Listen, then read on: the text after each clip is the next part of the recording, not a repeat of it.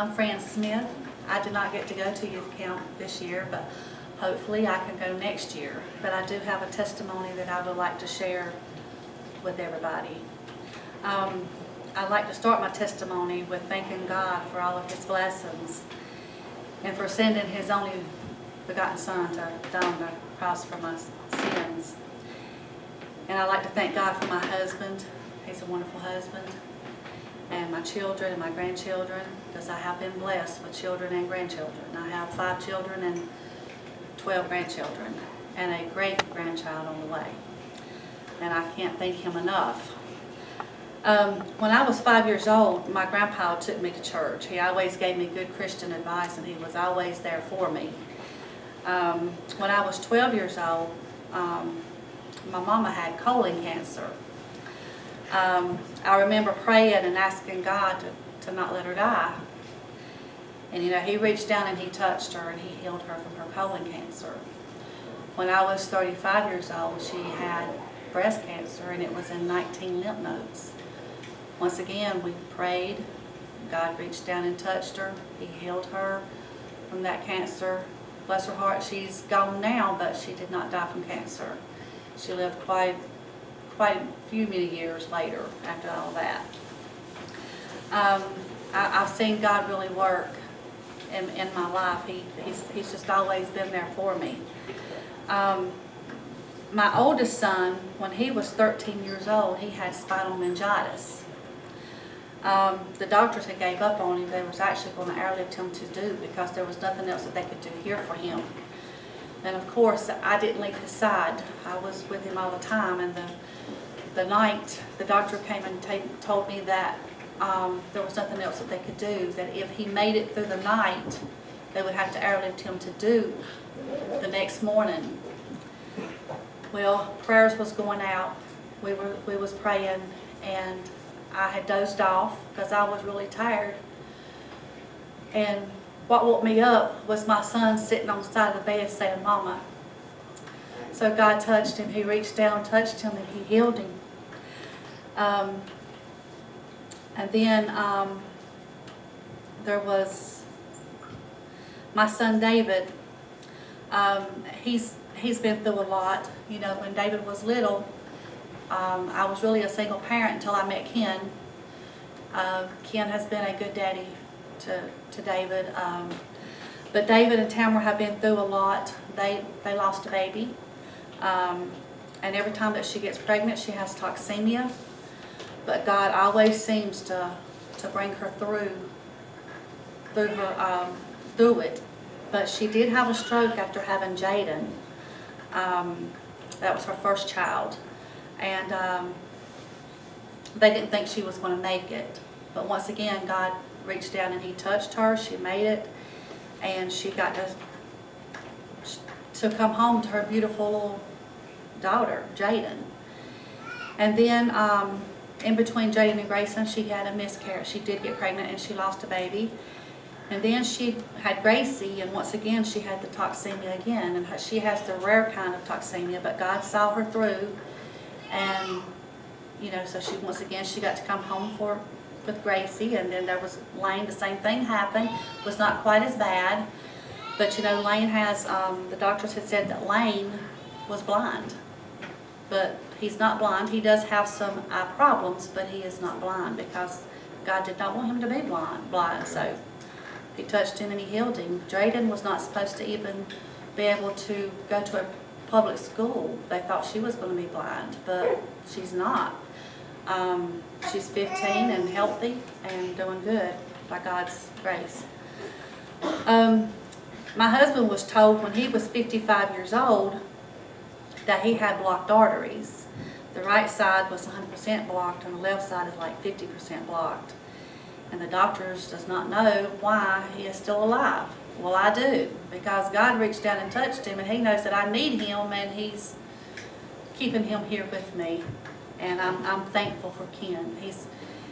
He helps me a lot with trying to do music. He tries to get into the key I'm in, and the only key I can tell him that I'm in is in God's key. But he finds me. But I thank him.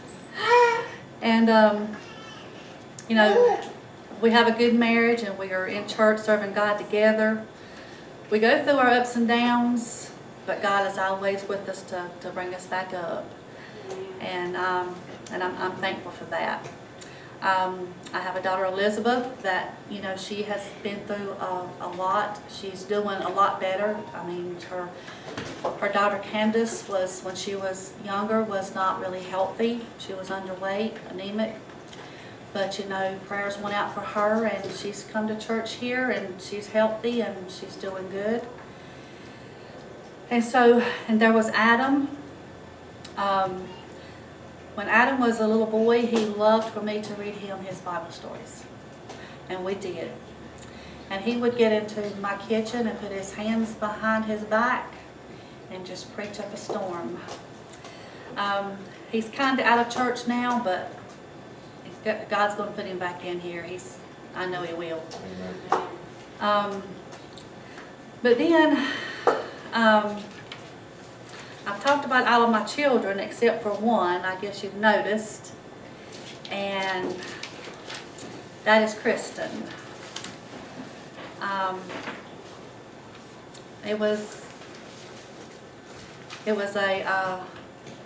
This was tough. Just bear with me.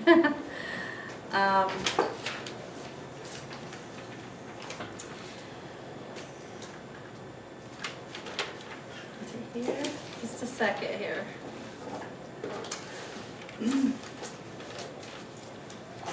Okay, so I've told you about all 4 of my other children, but I haven't told you about Kristen. When I was pregnant with Kristen, I had a lot of complications. When I was about 3 months into my pregnancy, I started bleeding. The bleeding would not stop, and it looked like I had already lost my baby. My husband called my doctor, and he said, you know, take me straight to the emergency room, and that he would meet us there. And I was praying, God, please don't take my baby. Please don't take my baby. I can't go through this again, because I had already lost a baby a year before that, and it was an empty feeling. And so I knew I couldn't go through that lonely, empty feeling again. So all the way to the hospital, I just kept praying, God, please don't take my baby. When we arrived at the hospital, the bleeding was so bad that the doctors would not even examine me. They put me in a room on complete bed rest until the next morning, hoping the bleeding would slow down. It was a long night, but morning finally came. My husband had stepped out of the room for a few minutes, and the phone rang.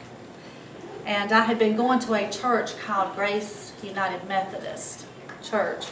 The pastor's wife was the one that was calling. And she was very encouraging and supportive. But before we hung up, she said that she wanted to pray with me. And after we prayed, she wanted me to read Psalms 139. So she started praying, and her voice was just like an angel. It was just so pure and sweet and perfect. It was just precious. But after we hung up, I looked in the nightstand drawer, and I got out the Bible, and I read Psalms 139.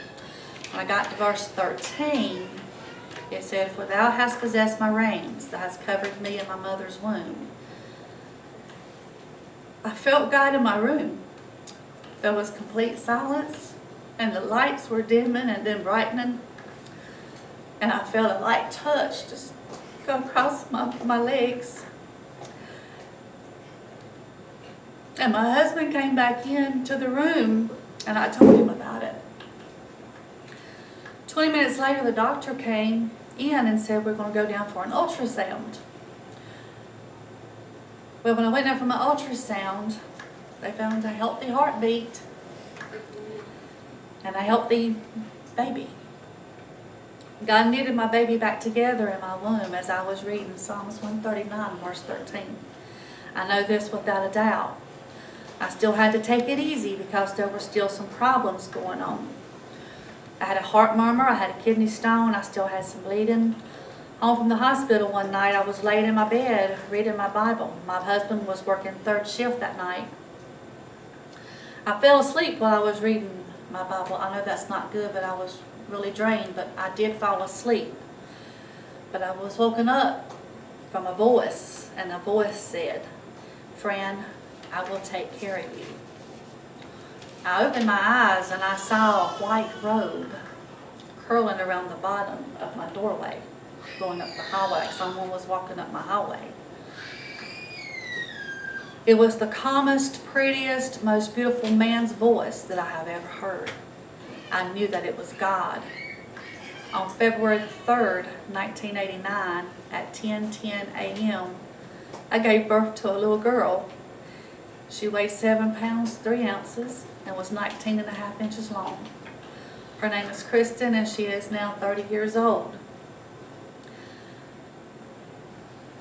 God reached down and touched me and gave me my beautiful little girl. She is my miracle and my gift from God. I'd like to sing a song that goes along with my testimony. It's about a woman who had been bleeding for 12 years. It only took one touch and she was healed. And I just hope that you enjoy the song. And I just want to thank God for all His blessings that He does for me, and all He has done, and that I know that He will do. Thank y'all. I want to thank God for my church family also. I love each and every one of you.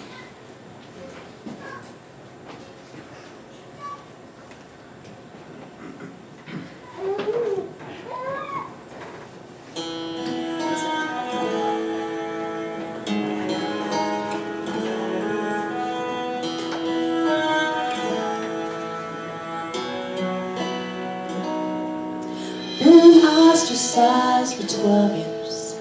I'm used to being alone. Spent everything I had and now it's gone. I'm used to being put down, my issues telling on.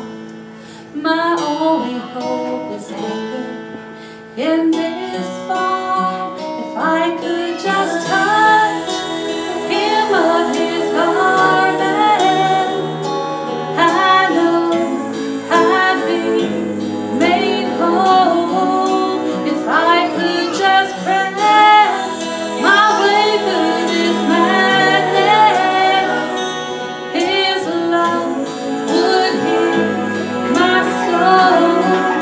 If only one touch.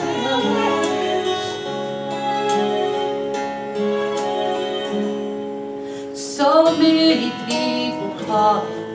How could He ever know that just a brush of Him would stop the flow? If He knew, would He rebuke me or shame me to the ground? I'm desperate 'cause it's never or it's now. If I could just touch the hem of His garment, I know I'd be made whole. If I could just press my way through this madness, His love would heal my soul. And then suddenly He turns around. He says, somebody has unleashed my power. Well, frightened and embarrassed, I bowed. You see, I told Him of my troubles and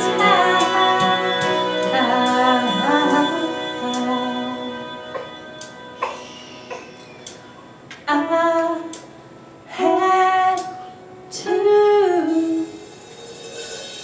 touch the hem of His garment, and I know